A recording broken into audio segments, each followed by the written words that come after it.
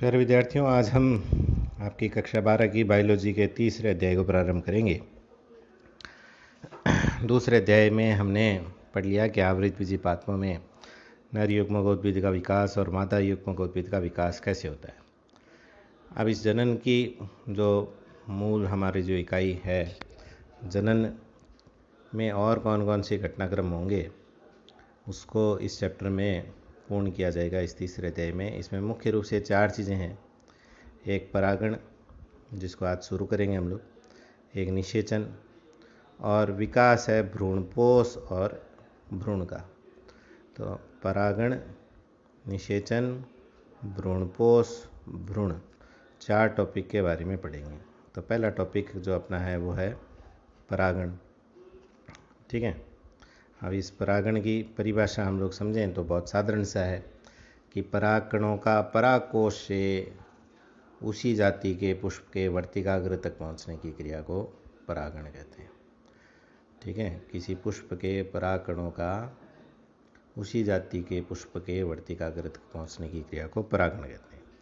अब इस परागण में 3 प्रकार की कंडीशन आती है, जिसको एक चित्र के द्वारा आपको दिखा रहा हूं मैं।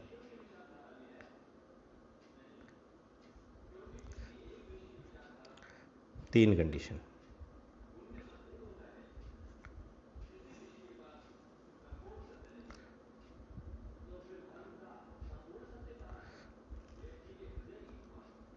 इस चित्र में अपने को दिख रहा है ए, बी, सी, तीनों कंडीशन दिख रही है। पहली कंडीशन चित्र से स्पष्ट है एरो से कि किसी पुष्प के परागकण उसी पुष्प के वर्तिकाग्र पर आ रहे हैं। इस स्थिति के लिए नाम आएगा स्वयुग्मन, ऑटोगेमी।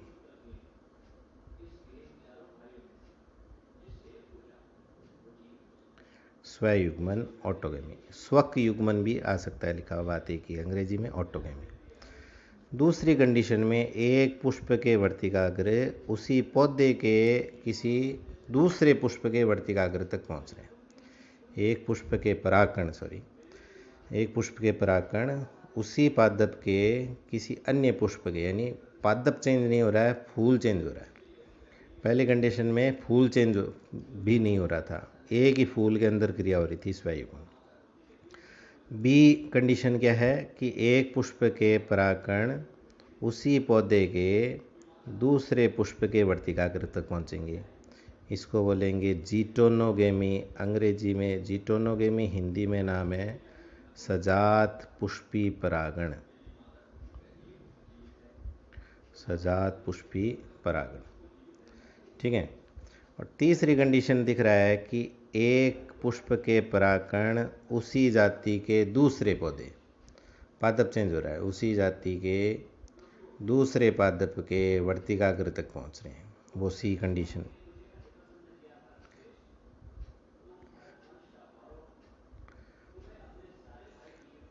है ना। पादप ही चेंज हो गया तो वो सी। इस सी तीसरी कंडीशन के लिए हिंदी में नाम आएगा पर परागण, और इंग्लिश में इसको कहेंगे जीनोगेमी। जीनोगेमी।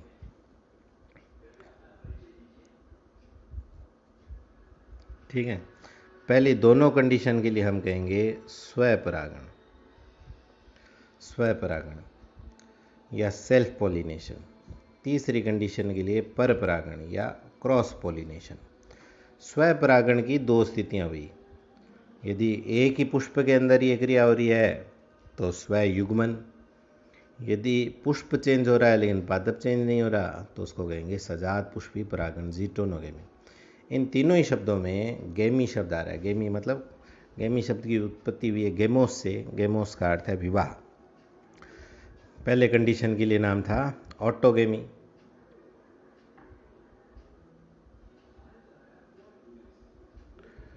ऑटोगेमी यानी खुद का खुद के साथ विवाह। दूसरी स्थिति के लिए नाम है जीटोनोगेमी, GEITONO, जीटोनोगेमी। जीटोनोस और गेमोस से बना है। जीटोनोस का मतलब नेबर यानी पड़ोसी के साथ विवाह, फूल निकटवर्ती फूलों के मध्य हो रहा है। और ये जो तीसरा जो था वो था जीनोस और गेमोस से। जीनोस का मतलब होता है अजनबी, अजनबी के साथ विवाह। तो इस प्रकार से इन शब्दों की रचना हुई है। अब हम नोट्स में भी इनको देखते हैं, जो नोट्स आपको चैप्टर ख़त्म होने पर उपलब्ध करवा दिया जाएगा, उसमें भी आपको दिखाता हूँ। ये देखिए, नोट्स में ऐसा चित्र बनवाया गया है। ये दो पादप है, एक पादप, ये दूसरा पादप। एक पादप के दो पुष्प दिखाए गए हैं, ठीक है। नंबर 1 में हमने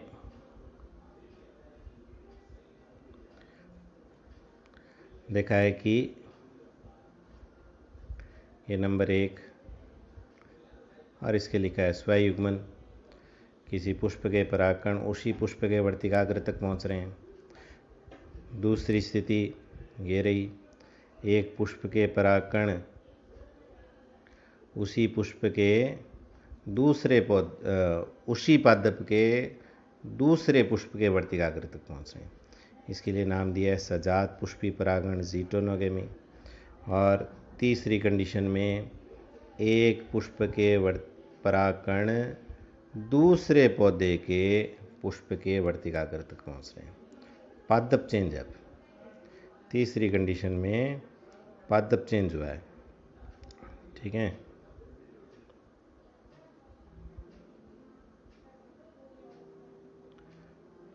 ये पहली दोनों कंडीशन के लिए स्वपरागण है, ठीक है। इसीलिए अब आगे नोट्स में देखो, परिभाषा के रूप में इसको देखते हैं। परागण, तो ये परिभाषा है, परागकणों का उसी जाति के, अब इसमें जाति में ये ती की मात्रा छोटी होगी, ठीक है, ऐसे नहीं लिखकर ऐसे, उसी जाति के वर्तिकाग्र तक पहुंचने की क्रिया को परागण कहते हैं, ठीक है। फिर परागण निम्नलिखित दो प्रकार का होता है, स्वपरागण, परपरागण। स्वपरागण सेल्फ पॉलिनेशन, इसमें दोनों बातें साथ में लिखी है परिभाषा में, फिर उसको दो टुकड़ों में कर देंगे। परागकणों का उसी पुष्प के वर्तिकाग्र अथवा उसी पादप के किसी अन्य पुष्प के वर्तिकाग्र तक पहुंचने की क्रिया को स्वपरागण कहते हैं। स्वपरागण दो प्रकार का, स्वयुग्मन और दूसरा सजात पुष्पी परागण। स्वयुग्मन आपको बताया है कि परागकणों का उसी पुष्प के वर्तिकाग्र तक पहुंचना, और सजात पुष्पी परागण मतलब पादप तो एक ही रहेगा लेकिन पुष्प दूसरा हो जाएगा, जिसमें वर्तिकाग्र तक परागकण पहुंचेंगे। अब स्वपरागण के लिए अनुकूलन। अब जब हम लोग स्वपरागण बात करते हैं तो मुख्य रूप से उस स्वपरागण का अर्थ स्वयुग्मन से ही है, ठीक है, मुख्य रूप से इसी से अर्थ है। सजात पुष्पी परागण के लिए एक चीज़ ध्यान में मेरे को आ रही है, जो एनसीईआरटी की किताब में आपको मिलेगी, एक काफ़ी महत्वपूर्ण चीज़ इसमें लिखी गई है।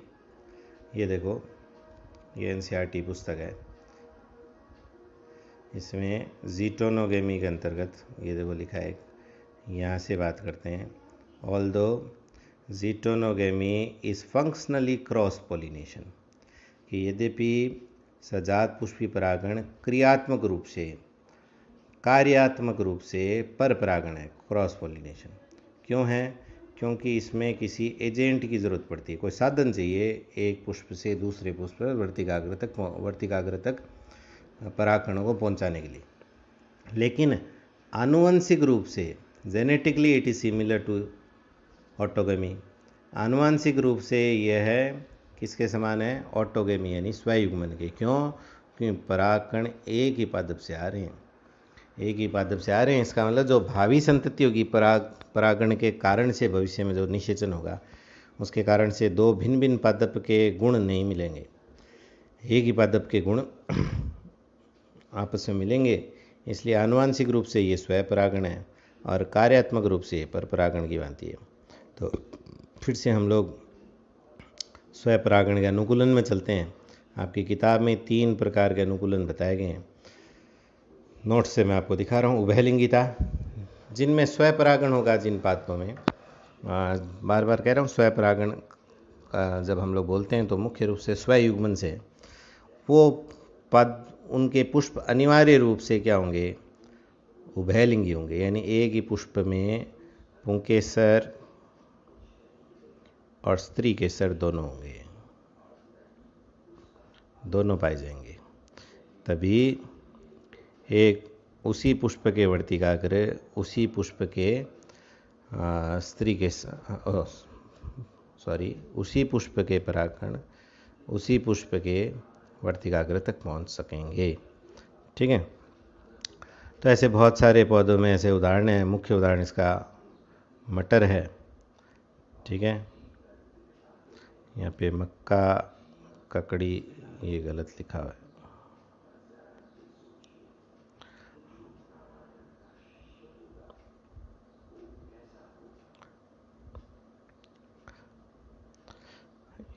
यहाँ पे एक पूर्ण विराम होगा, संशोधन कर लेना आप। मटर में उभयलिंगी पुष्प है।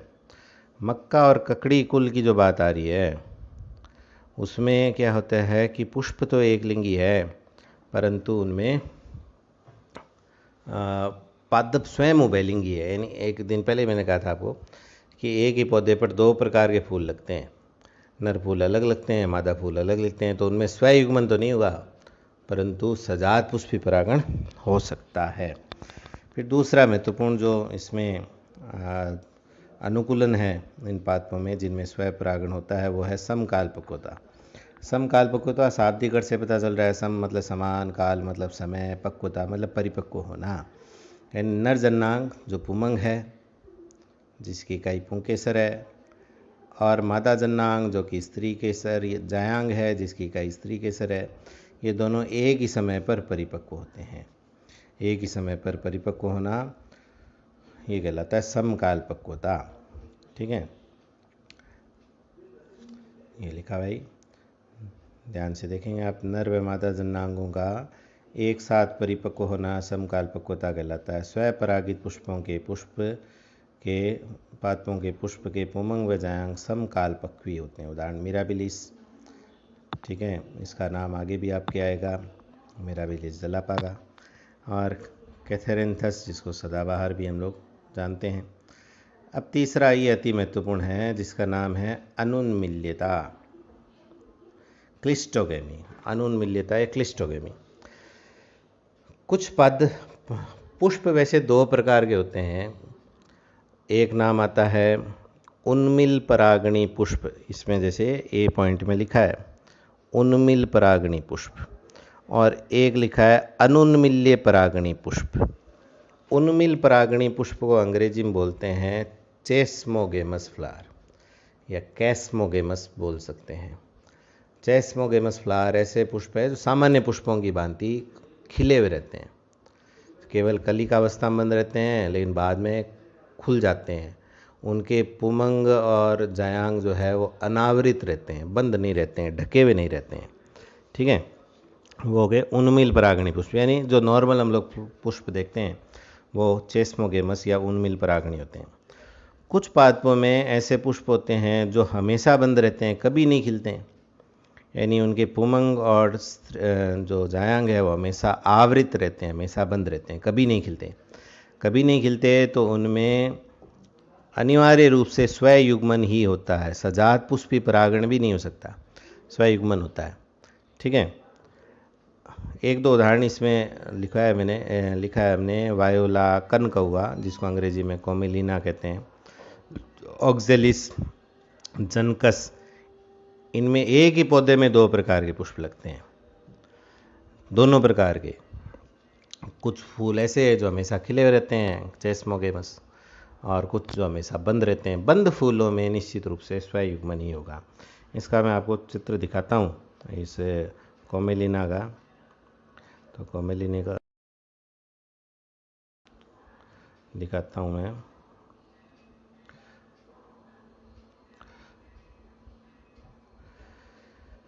ये जो फूल दिख रहे हैं अपने को, ये सभी क्लिस्टोगेमस फ्लावर है, अनुन्मिल्य परागणी पुष्प है। ये इस पादप के आधारीय भाग में उगते हैं, निचले हिस्से में। ठीक है। इसी पादप में, कोमेलिना में, सामान्य पुष्प भी लगते हैं। जैसे इस चित्र में अब दोनों प्रकार के इसमें, ये देखो, ये ऊपर जो दिख रहे हैं ये खिले हुए पुष्प ए में, डी में, बी में। इस सी चित्र में दोनों प्रकार के दिख रहे हैं, ये खिले हुए पुष्प और ये बंद पुष्प, ठीक है। एफ चित्र में खिले हुए पुष्प दिख रहे हैं अपने, और ई चित्र में ये सब बंद पुष्प दिख रहे हैं। ये क्लिस्टोगेमस अनुन्मिल्य परागणी पुष्प, ये चेस्मोगेमस उन्मिल परागणी पुष्प। इनमें निश्चित रूप से केवल और केवल क्या होगा, स्वयुग्मन होगा, ठीक है। तो ये आपको स्वपरागण के विभिन्न प्रकार हमने देखे। अब हम लोग देखते हैं स्वपरागण के लाभ और हानि क्या होती है। स्वपरागण का सबसे बड़ा लाभ है कि परागण सुनिश्चित होता है, पॉलिनेशन होगा ही, क्योंकि परागणों को उसी पुष्प या उसी पादप के दूसरे पुष्प तक ही पहुंचना है, लंबी यात्रा नहीं करनी है, तो परागण तो होगा ही, ठीक है। दूसरा कि स्वयुग्मन हेतु परागणकारी एजेंट्स की आवश्यकता नहीं होती, कोई भी साधन नहीं चाहिए। जिनमें परपरागण होता है उनको साधन चाहिए, मधुमक्खी है, तितली है, कोई भी अन्य जंतु है, हवा है, पानी है, इन आदि की ज़रूरत पड़ती है। जबकि स्वयुग्मन जिनमें होता है उनमें किसी प्रकार की एजेंट की आवश्यकता नहीं होती। सजात पुष्पी परागण में एजेंट चाहिए, ठीक है, तो एजेंट की आवश्यकता नहीं होती। अब एजेंट कब आते हैं पादप में? पादप में तब आते हैं एजेंट जब उनको कोई लालच मिलता है, कोई लाभ मिलता है, कोई इनाम मिलता है। तो इनको किसी एजेंट को बुलाना नहीं है, इसलिए इनको ऐसे किसी चीज़ में अनावश्यक खर्चा नहीं करना होगा, ऊर्जा व्यय नहीं करनी होगी। किसमें? कि स्वपरागित पुष्प हैं उनको रंगीन होने की ज़रूरत नहीं है, बड़े आकार का होने की ज़रूरत नहीं है, आकर्षक होने की आवश्यकता नहीं है, सुगंधित होने की आवश्यकता नहीं है, मकरंद युक्त होने की आवश्यकता नहीं है, ठीक है, क्योंकि इन्हें किसी एजेंट को बुलाना नहीं है लालच देकर। फिर स्वपरागण में परपरागण की तुलना में कम संख्या में परागकण बनाने पड़ते हैं, क्यों परागकण पहुंचेंगी। फिर एक और महत्वपूर्ण, जो हम लोग जब आनुवंशिकता वाला चैप्टर पढ़ेंगे, मेंडल के नियम वगैरह, तब ज़्यादा स्पष्ट होगा। स्वपरागण से समयुग्मता स्थापित होती है, समयुग्मता के कारण से शुद्ध वंशक्रम विकसित किए जा सकते हैं। ये इसका एक प्लस पॉइंट भी है, ये इसका एक माइनस पॉइंट में भी है। अब इसकी हानियाँ देखते हैं हम लोग। पहला कि स्वपरागण के कारण से जब निषेचन होगा, और निषेचन से जो संतति उत्पन्न होगी उनमें नए लक्षण नहीं आएंगे, विभिन्नताएं उत्पन्न होती है, कम विभिन्नताएं उत्पन्न होती है, कम शब्द इधर रह गया, कम विविधताएं उत्पन्न होती है, ठीक है। कम विविधताएं उत्पन्न होती है क्यों? क्योंकि एक ही पौधे के आ रहे हैं लक्षण। फिर विभिन्नताएं नहीं होगी तो जैव विकास में सहायक नहीं होगी ये क्रिया, जैव विकास में सहायक नहीं होगी। तो ये दो टॉपिक हो गए इसके। अब ये एक और महत्वपूर्ण चीज़ है जो हम लोग ज़्यादा विस्तार से जब हम लोग आनुवंशिकता वाला पढ़ेंगे तब आएगा। बार बार स्वपरागण करवाने पर अंतः प्रजनन अवनमन या अंतः प्रजनन या ह्रास की समस्या उत्पन्न हो जाती है। और इसमें क्या, इसके कारण से ही अगले 3 टॉपिक इसी से संबंधित है। अंतः प्रजनन ह्रास से क्या होगा कि उन्नत लक्षण धीरे धीरे कम होते जाते हैं, पादप रोगों के प्रति सुग्राही होने लग जाता है, उत्पादकता धीरे धीरे कम होने लग जाती है, पर्यावरण के प्रति अनुकूलित होने की क्षमता इनकी घटती जाती है, ठीक है। तो इन चीज़ों को आज आप पढ़िए। कल हम लोग परपरागण के अनुकूलन, परपरागण की लाभ हानियों पर चर्चा करेंगे। बहुत बहुत आभार।